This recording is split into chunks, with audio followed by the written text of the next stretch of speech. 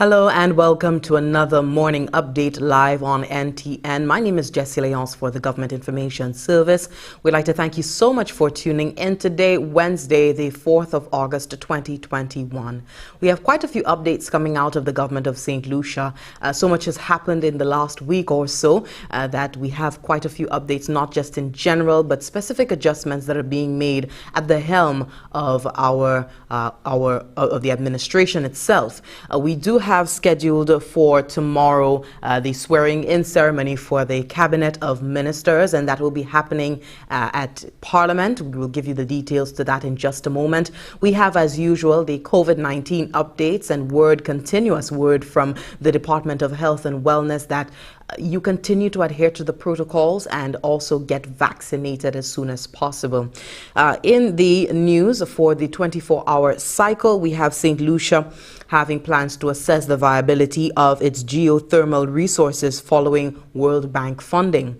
We also have in the news the application of knowledge to crop protection here in St. Lucia, and we have the Prime Minister, Honorable Philip J. Pierre, has indicated that he has plans to ascribe greater significance to St. Lucia's heritage and patrimony, and that also came along with the launch of the Caribbean Ties exhibition, which is a month-long exhibition which launched on the weekend. That was Sunday, the 1st of August, Emancipation Day. So stay tuned for the details to these stories and more coming up directly after this break. If you're watching, you want a friend to know what's happening coming out of the government of St. Lucia, very important at this time. Tell a friend to tell a friend to tell a friend to tune into NTN right now for these latest updates coming directly after this break. Caribbean Ties, a connected people then and now. A unique exhibition that presents the diversity and complexity in the Caribbean before the arrival of the Europeans. August 1st to the 31st at the 100-year-old Anglican Annex. Open daily, 8 a.m. to 5 p.m. Be part of the past, still present today, through stunning exhibits accompanied by live cultural street entertainment. Save the dates, August 1st to the 31st. Thank you so much for staying tuned to the morning update. We're just getting started. Apologies for the late start this morning. We were experiencing some technical difficulties.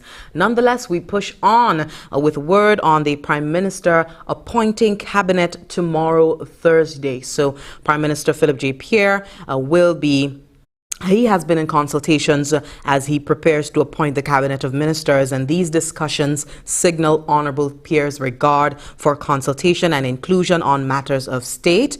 The announcement of the Cabinet of Ministers will take place at a swearing-in ceremony on August 5th. That is tomorrow, Thursday, at 4 p.m. The ceremony will be hosted at the House of Parliament on Labrie Street.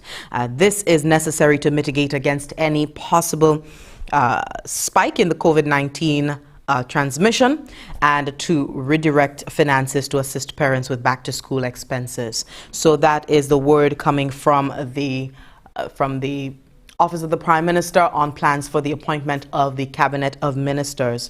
So the hope was by many, the initial announcement was that the swearing-in ceremony would be held at the Mindu Phillip Park, the home and located in Marsha, the hub, the space within which the Prime Minister was elected, has been elected for the last 5 general elections. However, they have indicated due to these reasons, the concern for the spike and also to cut costs, that they will be having the swearing-in ceremony at Parliament. I could think of no better place considering the scale down.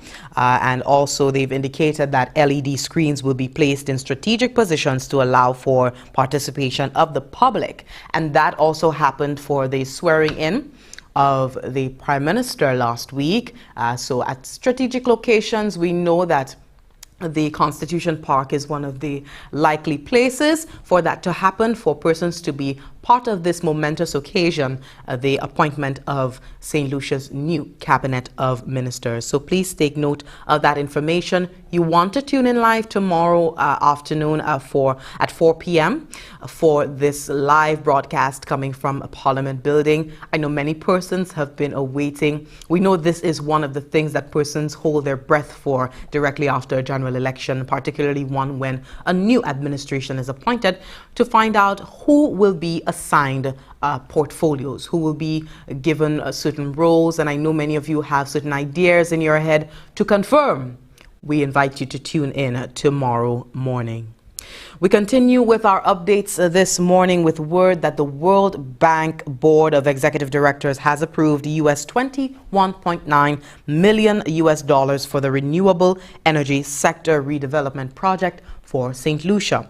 This grant financing will help the government of St. Lucia assess the viability of the geothermal resources for power generation and strengthen the business environment for the private sector to pursue cleaning energy projects. We have Janelle Norville starting off with our reports this morning.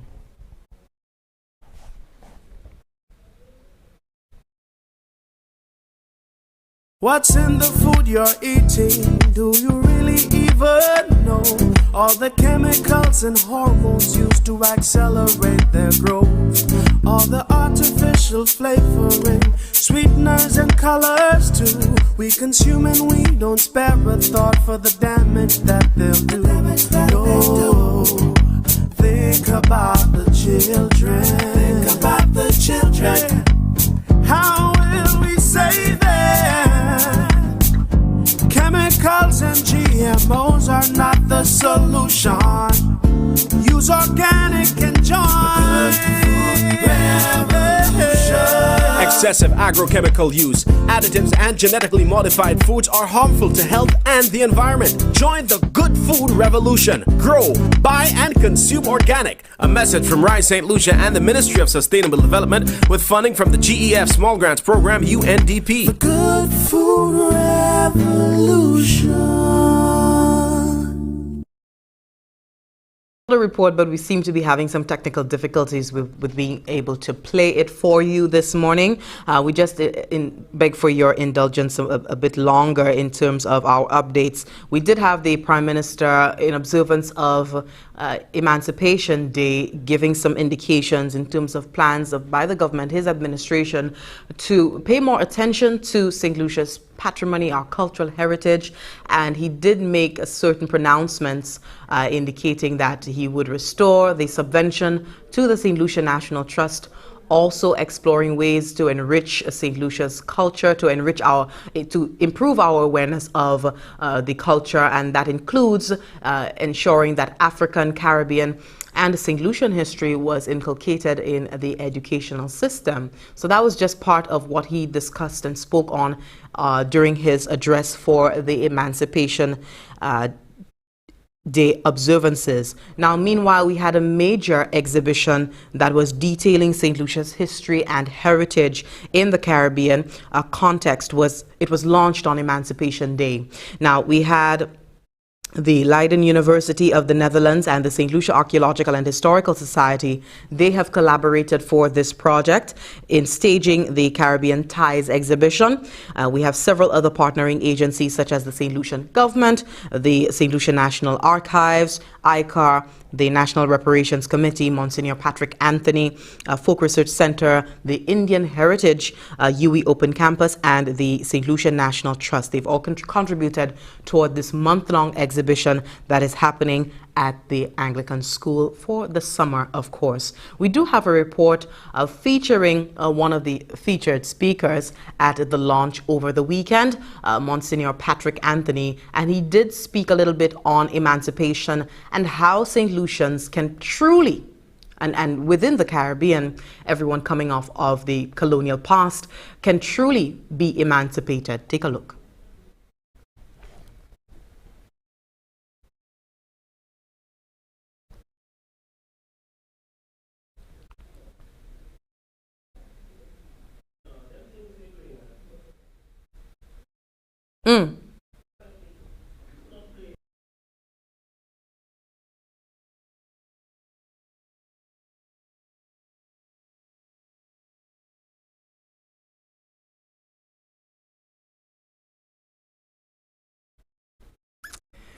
Okay, we seem to be having a bad morning today.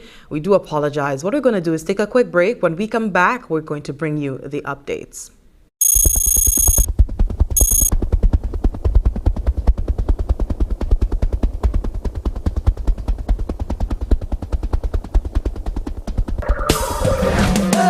We at war with a virus, ready to harm us. Panic is not the answer. We can win this together. Often use hand sanitizer, better yet use soap and water. We must protect each other if we are to beat this corona. Together let us win this war. Be a soldier for St. Lucia. Together let us win this war. Be a soldier, together we can beat this corona. So you don't become the next case. Avoid touching your face. I'm sure you've been told so. Handshakes and hugging are up. No, no. Advice, give you the please. Cover your mouth and your nose if you cough or sneeze. Practice social distancing and avoid large social gatherings. Together let us win this war. Be a soldier for St. Lucia. Together let us win this war. St. Lucia, be a soldier. Together we can beat this corona. For further information, please contact the hotline at 311 or the Bureau of Health Education at 468-5349. We can win this war. Get vaccinated, taking our life back. Get vaccinated, we know what to do. Get vaccinated, COVID-19 we won't lose to you. Oh no, take 2 doses, take our life back. Time for a brand new day. Take 2 doses, take our life back. To live and work and play. Take 2 doses, take our life back. The health experts we trust. Take 2 doses, take our life back. Vaccinate for you, for yours, for us. Let's take our life back with a safe and effective AstraZeneca COVID-19 vaccine. The mobile vaccination drive is coming to you. Visit the Ministry of Health and Wellness and Bureau of Health Education Facebook pages for more information. Let's take our life back. Vaccinate for you, for yours, for us. Get vaccinated. This message is brought to you by the Bureau of Health Education of the Ministry of Health and Wellness and this station. Thank you so much for staying tuned. This is the morning update live on NTN. As we indicated before the break, we do have a very auspicious event happening tomorrow, and that is the swearing in of the Cabinet of Ministers at the Parliament building on Labrie Street. That will be happening from 4 p.m. And unfortunately, and most regrettably, the government of St. Lucia has had to take this step in order to prevent any spikes in COVID-19, any risk of a spike in COVID-19 being associated with a mass crowd event happening at the Mindu Phillip Park. We know many persons would want to be there in person to witness this event, particularly family, friends, relatives, well-wishers of the party and government in general. However, it is better this way, and the assurance is that there will be LED screens set up at strategic locations so that everyone can be part of this. And we can't forget, we'll be live on NTN. So from the comfort of your home, from the comfort of your looking at your phone on the go, you can tune into NTN, and I'm sure that the other stations will be carrying it live, carrying the feed, so you can be part of this witness this historic moment on television. We continue with our updates this morning. We seem to be having some technical difficulties with some of our files, but hopefully that will be rectified in just a moment. But in the meantime, we have some updates coming from the Department of Health and Wellness in terms of our fight on the COVID-19 front. And St. Lucia has recorded 6 new cases in the latest outcome. So for Tuesday, the 3rd of August, 2021, we had a registration of 6 new cases of COVID-19, and this was from a batch of 144 samples taken during the period July 30th to 2nd August, and these samples were processed on August 2nd, 2021. These newly diagnosed individuals were seen as usual at the various community respiratory clinics, nothing out of the ordinary, and they have been placed into isolation. Arrangements are being made for them to be placed into isolation, and meanwhile the contact tracing is underway for these individuals. Confirmation was also received of the recovery of 2 individuals diagnosed with COVID-19, bringing the total number of active cases in country to date at 168. Now presently 2 of the active cases are in critical care. They are requiring critical care at the respiratory hospital, and the new cases bring the total number of cases diagnosed in country to date to 5,652. And we do wish not only those in critical care, but everyone who is right now just nursing, coming back to health at this time. If you're at the hospital or you're at home coming out of an illness or surgery, we do wish you a speedy recovery right now.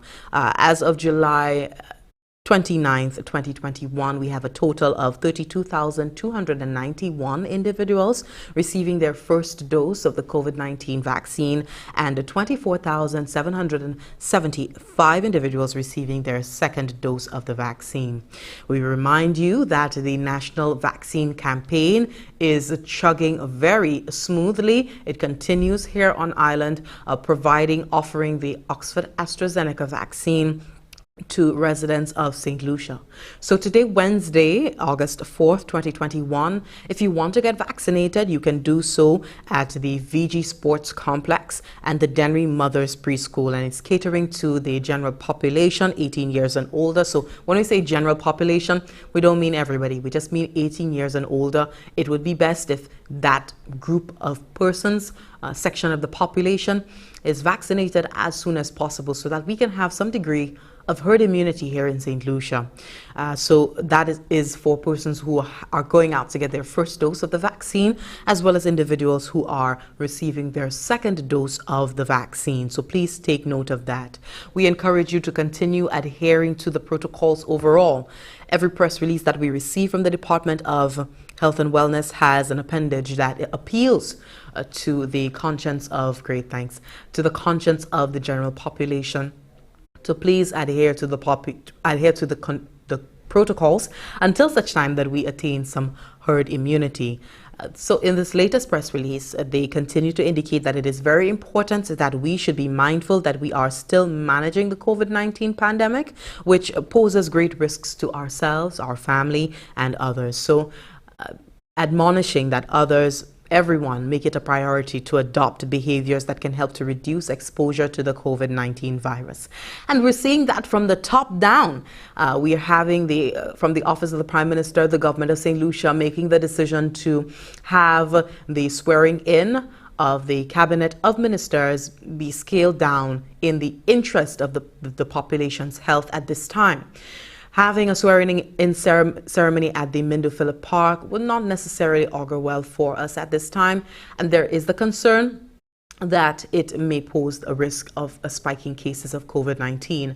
And from the Office of the Prime Minister, there is word that it will also be changing the venue and scaling down the swearing-in ceremony will also be a cost-cutting measure to reallocate funds for individuals who most need it right now. And we know persons like parents, guardians who are at this time scrambling, some of them, to provide for their children, fulfill those book lists and provide school uniforms, etc., for their kids. So please take note of this adjustment, accommodation in the interest of the people by the government of St. Lucia, and take note of that so that we can do the same in every little way that we can. Yeah. Continuing with this morning's updates, I just got word from the switcher on set for this morning, Wayne, that we are good to go for our reports and clips for the morning. We did have some technical difficulties, so here goes. At the start of our program, we indicated that the World Bank Board of Executive Directors, they approved a $21.9 million allocation for the Renewable Energy Sector Redevelopment Project for St. Lucia. Now, this grant financing will help the government be able to assess the viability of its geothermal resources for power generation and strengthening the business environment for the private sector to pursue clean energy projects. We go to this report coming from Janelle Norville. The World Bank says the Renewable Energy Sector Development Project will help St. Lucia evaluate how geothermal energy can contribute to the country's national energy mix. Clean energy from geothermal sources can improve electricity system reliability and reduce the cost of oil imports. Transitioning to renewable energy would also decrease the country's vulnerability to the volatility of fuel markets. Consequently, the World Bank believes the future development of geothermal energy, informed by the activities financed by this project, will translate into lower electricity costs for households and businesses. High electricity prices in St. Lucia are an impediment to economic competitiveness and growth. Over 55% of firms identify the high cost of electricity as a major constraint to doing business in St. Lucia. While electricity is supplied reliably, the country remains almost completely dependent on expensive imported fuels for diesel-based generation. Securing clean and resilient energy will also help the country to achieve a green economic recovery in line with St. Lucia's Economic Recovery Resilience Plan. The project will support exploration, drilling, capacity building, technical assistance, and market engagement. The project will also prepare women for employment for technical jobs within the energy sector by giving them access to educational programs and employment opportunities. The project is financed by the Canada Clean Energy and Forest Climate Facility, the United Kingdom's Foreign, Commonwealth and Development Office, the Clean Technology Fund, as well as funds from the International Development Association, IDA. IDA financing is interest-free with a maturity of 40 years, including a grace period of 10 years. From the Government Information Service, Lisa Joseph reporting. Thank you. That was Lisa Joseph. Thank you, Lisa, for that report. A major exhibition has been launched for the Emancipation observance to continue throughout the month of August. It is dubbed the Caribbean Ties Exhibition, and it was launched on Emancipation Day, 1st August. The Leiden University of the Netherlands and the St. Lucia Archaeological and Historical Society, they've collaborated with the parish of the Holy Trinity Anglican Church in staging this exhibition. We have several other partnering agencies such as the St. Lucian Government, the St. Lucian National Archives, ICAR, the National Reparation Committee, Monsignor Patrick Anthony Folk Research Center, the Indian Heritage UWI Open Campus, and the St. Lucia National Trust. They've all collaborated and partnered to contribute to this month-long showcase. So we have a report on the launch, which is featuring and zoning in on a delivery by the featured speaker in the person of Monsignor Patrick Anthony. And he spoke about emancipation a little bit and indicating that we can really achieve emancipation when we have a greater understanding of our colonial past, when we are aware of slavery and also the abolition of slavery, emancipation itself, and the circumstances and the events surrounding it. And from there, we can begin to rally and to lobby for compensation, I should say, for reparations for the unjust past that slaves and descendants of slaves were subject to. Take a look. On this year's occasion of Emancipation Day, Catholic priest and cultural activist Monsignor Patrick Anthony reaffirms that real emancipation will be achieved through the strengthening of mobilization efforts for reparatory justice. He was the featured speaker at the Caribbean Ties exhibition launch held on August 1st at the Holy Trinity Anglican Church in Castries. The month-long event details St. Lucia's history and heritage. Commending this initiative, Monsignor Anthony emphasized the need for increased awareness about the events surrounding slavery and eventual abolition in order for the population to truly liberate itself from the intergenerational traumas associated with its colonial past.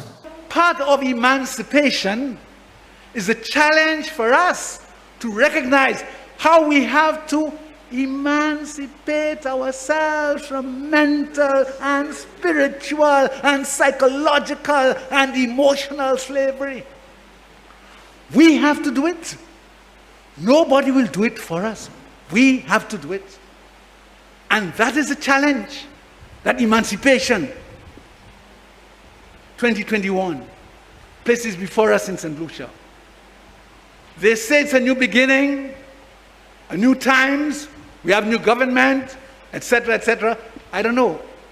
All I'm saying is that the cultural activists, the men and women of spirit, of soul, who have understood that no matter who in government, no matter what they do or what they don't do, we have the capacity to help our people understand that they are God's people, that the power of God within them can achieve greatness. Monsignor Anthony highlighted the great injustice dealt to former slaves when the British Empire only compensated former slave owners for the abolition of slavery. He calls for the marshalling of descendants, activists and otherwise to see reparatory justice fulfilled. They paid £25, 3 shillings and 4 pence per head. In other words, the owners were compensated for losing the slaves. That is why the work that is being done here, Archdeacon, is linked with the work of the Reparations Committee in St. Lucia, of which I'm a proud member. Because you see, there is something called reparatory justice. There is a reparation that must be done. And that reparation must be done by all of us. Throughout the month of August, the Anglican School Annex Top School will host the Caribbean Ties exhibition from 8 a.m. to 5 p.m. weekly, featuring a varied cultural package including artisans at work to enliven the exhibition. It is free to all patrons, especially school children and visitors to the island who are interested in the historical affairs of St. Lucia. The Leiden University of the Netherlands and the St. Lucia Archaeological and Historical Society have collaborated with the parish of Holy Trinity Anglican Church in staging Caribbean Ties. For the Government Information Service, I am Jessie Leonce reporting. In order to know where you're going, you have to know where you're coming from. We do invite everyone to visit the site of the Caribbean Ties exhibition. Bring your kids with you and let them know what their past, what their ancestors experienced as descendants of slaves. They need to have some idea of what St. Lucia experienced, what the times were like, what injustices existed at that time, as far back as the times of the Arawaks here in St. Lucia, the Carib presence here on island. So we do encourage you to be part of that. Find time. It's an entire month that the exhibition will be on, and it's not just something that you walk and you look at paintings on a wall or information being propped up. There will be also engaging activities. So for instance, artisans will be doing activities, so painting and craft and what have you, so that you can actually see and be part of, in some instances, the activities of the Caribbean Ties exhibition. We're rounding off our morning update with a final report. We brought you word yesterday of the career attorney, the Honorable Leslie Mondesi being appointed as the Attorney General of St. Lucia. We have a report at this time of the swearing-in ceremony that was held at Government House. Now, Honorable Leslie Mondesi as Attorney General, will serve as the principal legal advisor to the government of St. Lucia. So we seem to be having some technical difficulties with this report as well. But at this point, I would just like to invite you to take a look at our reports which have been uploaded onto the Government of St. Lucia YouTube and Facebook page. And during the course of today, we will be providing additional updates as well. We indicated where you can get vaccinated today. 6 new cases, 2 recoveries, and St. Lucia, we hope, can rebound off of the increase in cases that were noted concerningly in the last few days, and we seem to be having a reduction just in the last 24-hour cycle for reports. Okay, so the report is up and up. So we now go to this report of the swearing-in ceremony of career attorney at law Leslie Vincent Mondesi being sworn in as Attorney General. Take a look. Honorable Leslie Vincent Mondesi took the oath of allegiance and the oath of office before family, friends and select colleagues. I, Leslie Vincent Mondesi, do swear that I will faithfully bear true allegiance to St. Lucia, that I will discharge my duties and perform my functions honestly, to the best of my ability, faithfully in accordance with the law, and always in the interests of the sovereignty, integrity, solidarity, well-being and prosperity of St. Lucia, and that I will not directly or indirectly communicate or reveal the business or proceedings of the Cabinet or the nature or contents of any document communicated to me or any matter coming to my knowledge in my capacity as the Attorney General, except as may be required for the due discharge of my duties. So help me God. Honorable Mondesi worked in the Office of the Director of Public Prosecutions for 7 years as a prosecutor in the Magistrates Court, High Court and Court of Appeal. He transitioned from the DPP's office into private practice in 2007. Honorable Leslie Mondesi, as Attorney General, now serves as the principal legal advisor to the government of St. Lucia. He describes his appointment to the post as a proud moment in his career. So I think with the background, seeing it on both sides, prosecution and defense, though in a criminal sense, I think it would have prepared me in terms of dealing with this office. Though I had a number of clients in private practice, my one client, I believe, would be the government and the people of St. Lucia. So in that regard, I think I'll do the best I can. I will do the best I can for my clients in terms of conducting my duty as the Attorney General of St. Lucia. I think it's a great honor. And I stand here with a great sense of pride, to be honest. And it was a lot of hard work for us to be here today. But I really thank the Honorable Prime Minister. I cannot thank him enough for at least having the trust and faith in me. And of course, the people of St. Lucia. Honorable Leslie Mondesi now heads the Attorney General's chambers, which includes the Advice and Litigation Department, the Registry of Companies and Intellectual Property, the Legislative Drafting Department, and Financial Intelligence Authority. From the Government Information Service, I'm Humadi Mark. Again, congratulations are in order for the latest appointment, being the new Attorney General, now Honorable Leslie Mondesi. And we also had another appointment, as we indicated earlier this week, in the person of Ms. Mondi Lewis, and she served as the communications lead for the St. Lucia Labour Party, now serving as press secretary to the Prime Minister within the office of the Prime Minister. Congratulations to them both, and we will see some more appointments happening later on this week. That is tomorrow, Thursday at 4 p.m. From the Parliament building on Labrie Street. We will witness the swearing in of the Cabinet of Ministers, much anticipated, and we hope that you could tune in to NTN for the live broadcast.